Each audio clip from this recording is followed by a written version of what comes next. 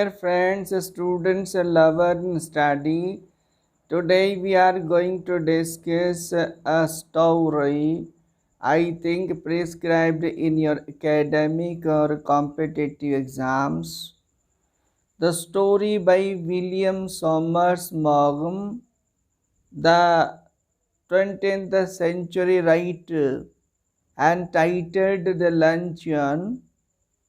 Maugham, born in 1874 and died in 1965, as the aim of his life to be a doctor, but gave up the idea after the success of his first novel appeared in 1897. He started as a novelist but known as the best story writer. Several of his stories have been dramatized in his stories, as in his novel and plays. Moore delights in exposing human frailty and humbug of the convention. हम इस कहानी में सबसे पहले बात करेंगे कहानी के इंट्रोडक्शन की और कहानी के टेक्सुअल नीटिंग की, और हम फिर एक कहानी का एनालिसिस, क्रिटिकल एनालिसिस करेंगे। हम आपसे एक ही निवेदन करेंगे कि यदि आप चैनल पर नए हैं तो सब्सक्राइब करें, लाइक करें, शेयर करें। ये आपके भी और आपके साथियों के जो किसी कॉम्पिटिशन्स हैं, एकेडमिक एग्ज़ाम से रिलेटेड हैं, उनके सीधे हेल्पफुल होगी। जैसा कि कहानी का टाइटल है द लंचन। ये कहानी मॉम के द्वारा 11 अक्टूबर 1950 में लिखी गई, जो बहुत ही व्यंग्यात्मक और ह्यूमर से भरी है, जिसमें राइटर ने अपने इस साहित्यिक वेपन, साहित्यिक हथियार humour with irony and irony with humor throughout this story is has been applied। इसमें इसका बड़ा भरपूर प्रयोग किया। इससे कहानी में यदि हम इसकी थीमेटिक बैकग्राउंड को लेकर बात करें तो साहित्य जगत में अनेकों राइटर्स के द्वारा, स्पेशल यदि हम बैक एलिजाबेथन एज के ट्रेंड पर भी जाते हैं, तो कुछ राइटर्स ने जिस तरह से विषय वस्तु स्त्री की फ्रेलिटी को बड़ा हाईलाइट किया, अपना मेन बिंदु बनाया, लेकिन आधुनिक राइटर के रूप में विलियम सॉमर्स मॉघम का एक ये भी मानना रहा। ये हो सकता है किस तरह से राइटर्स ने ऐसा कहा, लेकिन स्त्री की बहुत सारी अन्य कैरेक्टरिस्टिक्स है, उन पर भी बात की जा सकती है। और शायद यही ध्यान रहा होगा, स्त्री के चारित्रिक गुण से एक बहुत ही अच्छा, जो कि हास्य के साथ प्रेजेंट किया गया और हास्य के साथ व्यंग्यात्मक रूप से बहुत कुछ इस कहानी में सिखाने का प्रयास किया। ये कहानी साहित्यात्मक रूप से हम बात करें तो वर्बल आयरनी में चलती है। हम अन्य वीडियोस में भी आयरनी, टाइप ऑफ आयरनी, और स्पेशली जैसे कि इस कहानी के माध्यम से हम बात करेंगे verbal irony means statement by the speaker. कहा कुछ जाए और उसके अगेंस्ट जो कहा जाए उसके विरुद्ध किया जाए। Such type in literature is regarded the verbal irony. हम देखेंगे इस कहानी में। आइए सबसे पहले हम कहानी का टेक्सुअल नीटिंग को बड़े शॉर्ट में समरी इन नटशेल में पहले डिस्कस करते हैं, फिर उसका क्रिटिकल एनालिसिस करेंगे। सबसे पहले एक और बात ध्यान रखने की है, जो हम बार बार आपसे निवेदन करते हैं कि हम वीडियो के माध्यम से बहुत संक्षिप्त में समरी के द्वारा टेक्सुअल नेटिंग को प्रेजेंट कर थीम, मैसेज और क्रिटिकल एनालिसिस पर आना चाहते हैं, ताकि वो आपके एग्ज़ाम के पर्पज़ से, कंपटीशन पर्पज़ से और जनरल स्टडी पर्पज़ से हेल्पफुल हो सके। लेकिन ध्यान रहे, यदि आप किसी एग्ज़ाम की तैयारी के पर्पज़ से, तो बिल्कुल ये बात नहीं भूलेंगे, ये बात याद रखने की हमेशा कि हमें टेक्स्ट पढ़ना पड़ेगा। आइए कहानी में कहानीकार फर्स्ट पर्सन के रूप में एज ए नरेटर अपनी कहानी को आगे बढ़ाते हैं और कहानीकार कहते हैं कि एक महिला के द्वारा मुझे मेरी बुक के रीडर के रूप में, प्रशंसक के रूप में लेटर मिला और मेरी प्रशंसा की गई। उसके बाद एक और लेटर मिला जिससे उसने ये कहा कि मैं आज सुबह लक्सबर्ग में रहूँगी और मैं आपके साथ लंच पर आना चाहती हूँ कि आप लंच देंगे। यहाँ स्टार्टिंग में इंट्रोडक्टरी कहानी के इस रेफरेंस और टेक्सुअल को हम लें तो कहानीकार ये कहता है कि हथियार जो चापलूसी का प्रयोग किया, उसकी वजह से मैं उसे मना नहीं कर सका। हालांकि उस समय मैं पेरिस में रह रहा था और फाइनेंशियल मेरी कंडीशन ऐसी नहीं थी, लेकिन फिर भी चूँकि एक महिला प्रशंसक के द्वारा मेरी तारीफ़ की गई थी, न केवल तारीफ़ बल्कि चापलूसी की गई थी और मना नहीं कर सका। उसने हमें लंच ऑन के लिए फॉयर्ट्स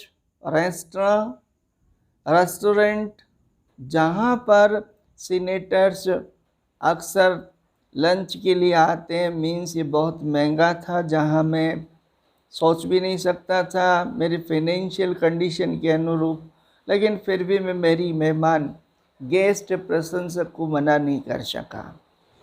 और थर्सडे 12:30 मैंने चूँकि करस्पॉन्डेंस लेटर पत्र व्यवहार के द्वारा हाँ कर दिया था, निश्चित समय और निश्चित स्थान पर मैं पहुंचा। इससे 20 चीज़ पहले मैंने जैसा कल्पना की थी इसके बारे में, ऐसी होगी, लेकिन जब मैं वहाँ पहुँचा तो मैंने उसे जैसा मैंने सोचा था उसके विरुद्ध पाया। मीन्स वो 40 वर्ष की थी और बिल्कुल आकर्षक तो नहीं थी जैसा मैंने सोचा था, लेकिन इम्प्रेसिव थी। उसने अपने सफ़ेद दांत दिखाते हुए मेरा स्वागत किया और यह तो वहाँ यदि उस स्त्री का कोई नाम नहीं पुकारता तो शायद मैं उसे पहचान भी नहीं पाता। मैंने होस्ट के रूप में, मेज़बान के रूप में, मेहमान और विशेष रूप से स्त्री, तो मैंने उसे अभिवादन के बाद उसे लंच के लिए क्या लेंगी इस तरह से निवेदन किया। तो उसका एक सेंटेंस जो थ्रू आउट इसमें चलेगा, उसने तुरंत अपना जो फ्रेज बना हुआ सेंटेंस का, I never eat anything in lunch. ये सेंटेंस ध्यान रखेंगे आप, आपसे एग्जाम में भी पूछा जाता है कि उसके phraseological sentence repeated again and again throughout the story. तो एक सेंटेंस तो ये सबसे पहले वो कहती है I never eat anything in lunch, और इस बात पर मैंने और आग्रह पूर्वक कहा नहीं डोंट से, इस तरह से आप मना नहीं करें। और उसने सैल्मन मछली जो उस समय सीजन से आउट है उसके बारे में इच्छा जाहिर की और पूछे जाने पर वो उपलब्ध थी। वेटर को ऑर्डर दिया और ये पकने के बीच में, ऑर्डर के बीच में वेटर ने पूछा, जब तक सैल्मन पकती है तब तक आप कुछ लेंगे? तो उसने फिर अपना फ्रेज सेंटेंस बोला, I never eat anything more in lunch on, और मैं लंच में एक से अधिक चीज़ नहीं खाती। फिर भी केवियर यदि है उपलब्ध, केवियर या डिश है एक प्रकार की मछली के अंडों की जो डाइजेस्टिव पर्पस से, स्नैक के पर्पस से, और उसका ऑर्डर दिया। इस रेस्टोरेंट के मेन्यू कार्ड को देखने के बाद मुझे बहुत आश्चर्य हो रहा था, बहुत महंगा, सो कॉस्टली, पर मैंने ये ऑर्डर दिया और मेरे लिए मटन चॉप। उसने इस पर टिप्पणी की कि आप क्या लेंगे, और मैंने जो ही मटन चॉप का ऑर्डर दिया तो वो अपनी सलाहात्मक वाक्य के द्वारा मुझे सुझावात्मक बोली, आपको मटन चॉप से पेट नहीं भरना चाहिए। इसी बीच जब पीने की बात आई तो पीने के लिए कि आप क्या लेंगी, तो उसने तुरंत कहा, मेरे डॉक्टर ने सिवाय फ्रेंच वाइट वाइन, शैम्पेन के अलावा सबकी मना कर रखी है, और ये फ्रेंच वाइट वाइन कितनी डाइजेस्टिव होती है। मैंने आधी बोतल शैम्पेन का ऑर्डर दिया और उसने तुरंत मुझसे पूछा, इस प्रकार से पूछा जैसे गेस्ट में था और होस्ट होती। आप समझ रहे हैं ना, ironical approach, humour runs with irony, irony runs with humour. इस बात का विशेष ध्यान रखें, क्योंकि हम इसके एट लास्ट क्रिटिकल एनालिसिस और इसके मैसेज की जब बात करेंगे, ये सारा टेक्स्ट वाला काम आएगा। तो राइटर ने एक बहुत ही झटके के साथ अचानक जवाब दिया, मैं पानी पीऊँगा। इस बीच उसने अब बाइट आधा गस्सा लिया, और इसी बीच उसने फिर अपने उस चिर परिचित अंदाज में और उस चिर परिचित फ्रेज सेंटेंस का प्रयोग किया, I never eat more than one thing in lunch on. और इसमें उसी बीच वहाँ रखी एपेरेगस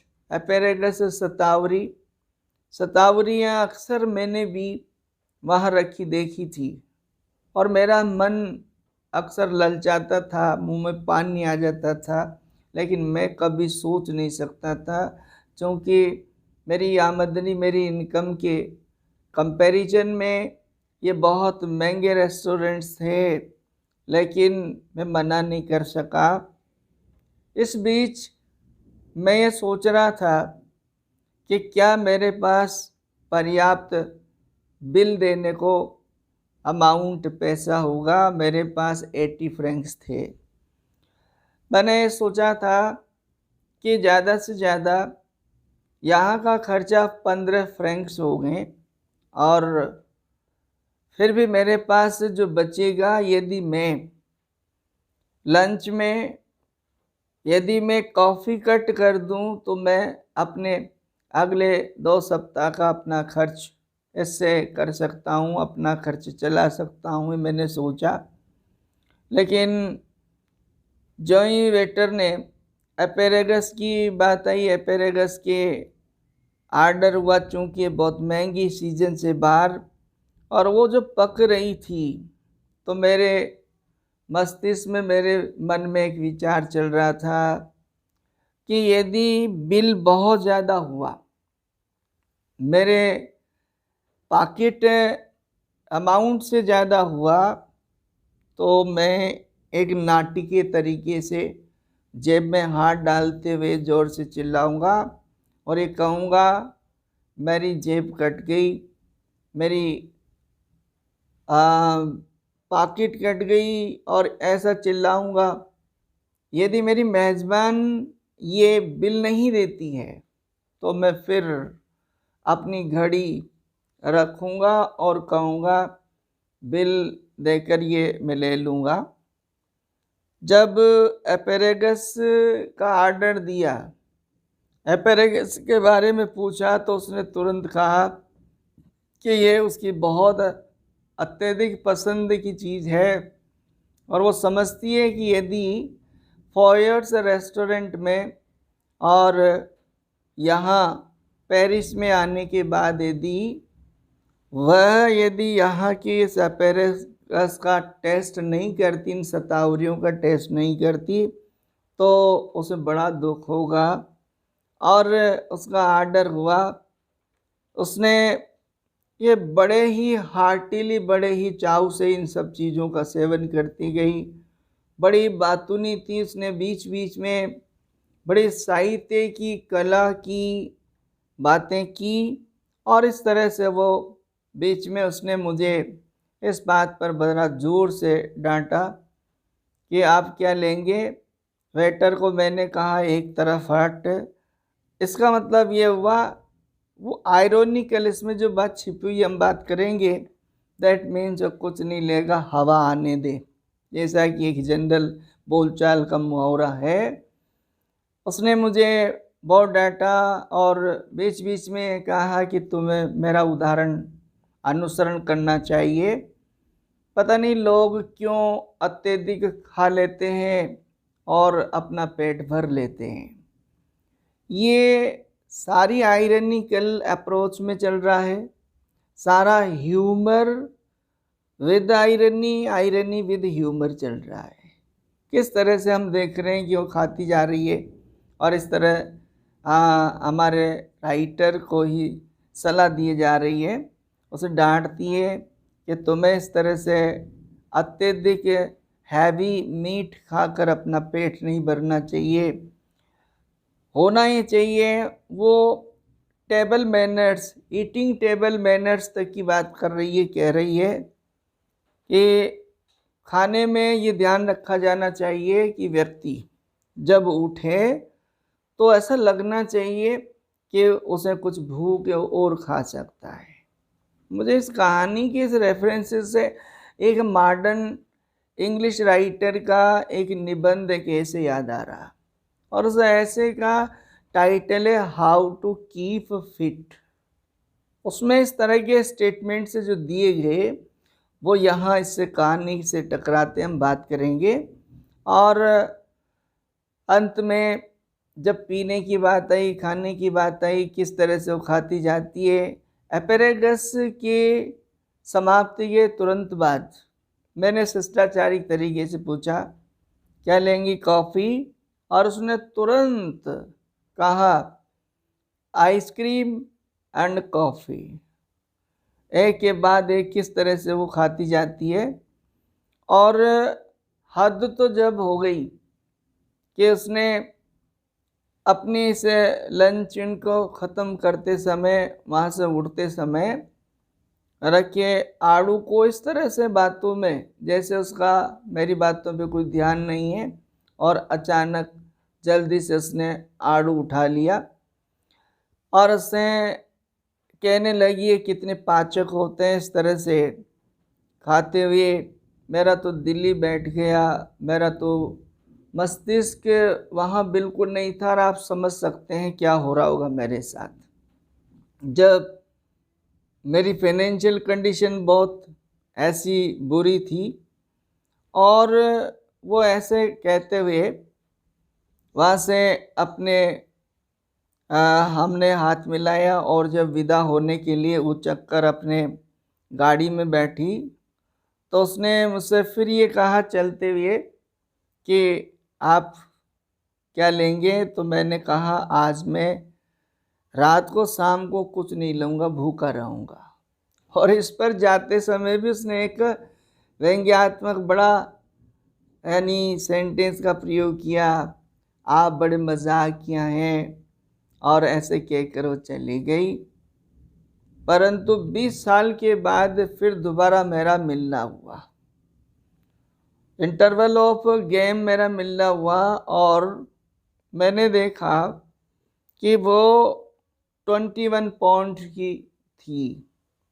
21 पाउंड मीन्स 133 किलोग्राम्स की थी, और मैं उसे देखकर बड़ा सेटिस्फाई हुआ।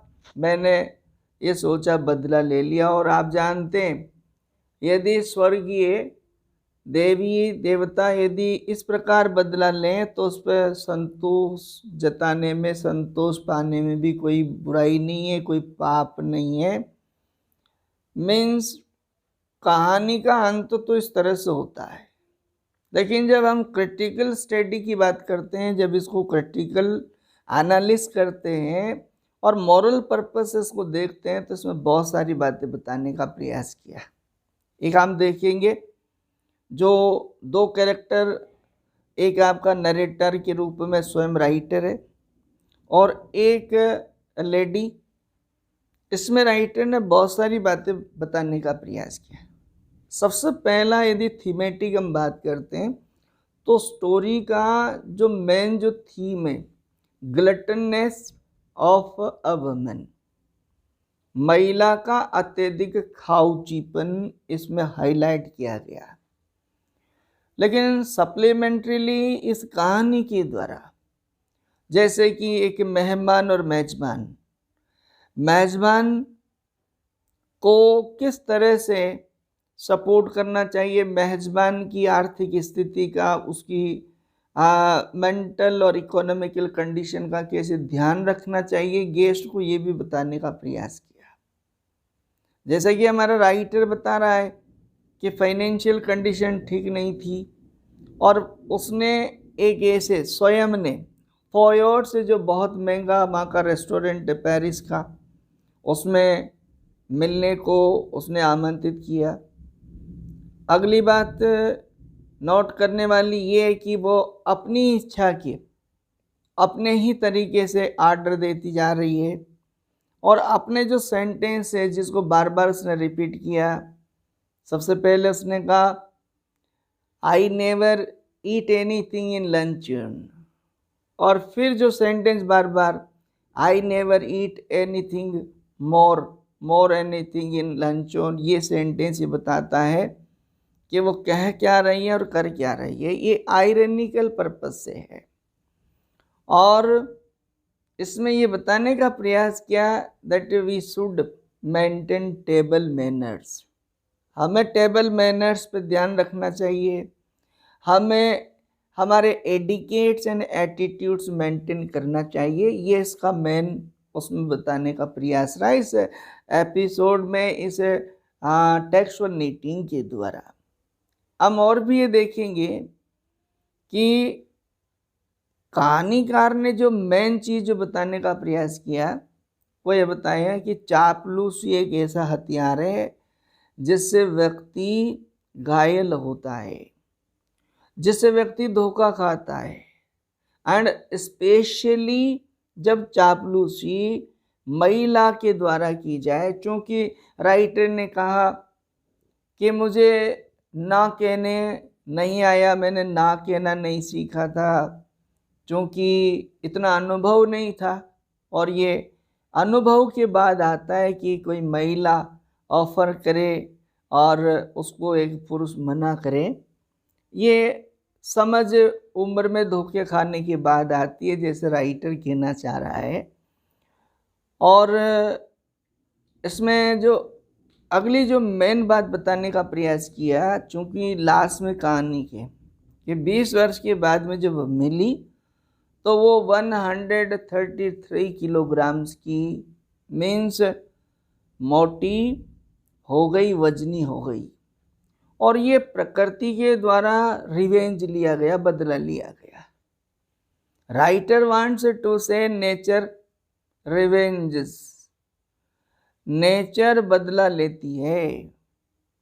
इसलिए हम अप्राकृतिक तरीके से, जैसे कि यहाँ हमारा भोजन की खाने की जो प्रवृत्ति है उसे हम आवश्यकता से ज़्यादा, स्पेशली जैसे कि मनुष्य की प्रवृत्ति है, यदि हमें खर्च नहीं करना पड़े, यदि हम किसी मेहमानबाजी में जाते हैं और मेहमान के द्वारा परोसा गया उसको हम अत्यधिक ग्लटनी तरीके से हम खाते हैं तो ये प्रवृत्ति ठीक नहीं, क्योंकि अंततोगत्वा प्रकृति के द्वारा इसका बदला लिया जाता है जो कहानी में बताया गया।